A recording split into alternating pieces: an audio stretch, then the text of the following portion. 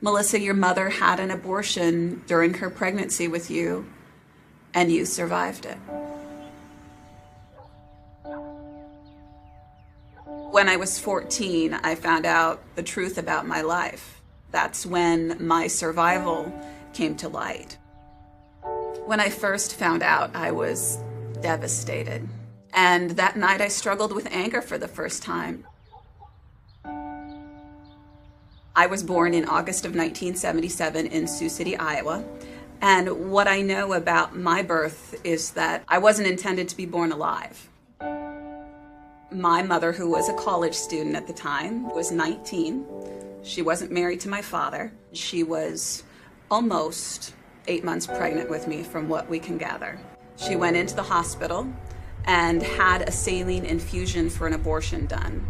The saline infusion abortion involves injecting a toxic salt solution into the amniotic fluid surrounding that preborn baby in the womb. And the intent of that salt solution is to actually scald the child to death from the outside in. I soaked in that toxic salt solution for 5 days. My mother went back to the hospital, had her premature labor induced with me, and that was the day my mother was meant to give birth to a dead child. The medical professionals initially believed that the abortion had succeeded in ending my life.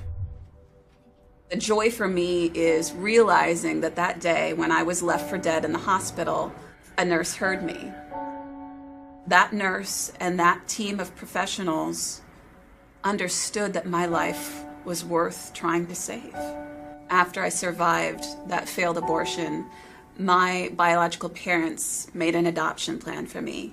And I'm really blessed because my adoptive parents met me while I was still being cared for in the neonatal intensive care unit. And my parents tell the story of how the first time they laid eyes on me lying in the incubator, they fell in love with me.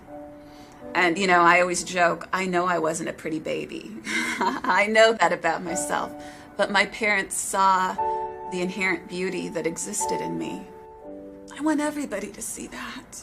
If we look behind words, if we look behind numbers, this is what abortion looks like. This is what tens of millions of other children would look like in one way, shape, or form, if only they were given the opportunity to live. It's not just a word. It's not a statistic. It's not just a choice, just a right. It's a human being.